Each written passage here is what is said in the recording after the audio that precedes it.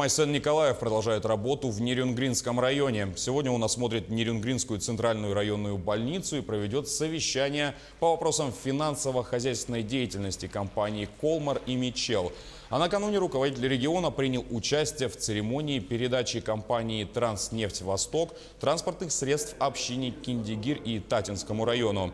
Это грузовой автомобиль «Пищевая цистерна», автомобиль УАЗ, трактор, оснащенный буровой установкой, лодки и лодочные моторы. Специальную технику компания закупила по программе оказания благотворительной помощи. Отметим, что ее реализуют на территориях ведения производственной деятельности. Технику будут использовать при проведении аварийно-восстановительных работ в период паводка, а также при подготовке к зимнему сезону. Я считаю, что сегодня произошло очень знаменательное событие. Мы еще раз убедились в высокой социальной ответственности компании «Транснефть» и его дочернее предприятие «Транснефть Восток».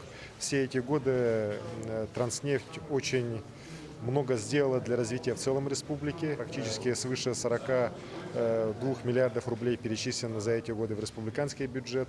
Но кроме этого, «Транснефть» очень активно занимается социальными и благотворительными проектами.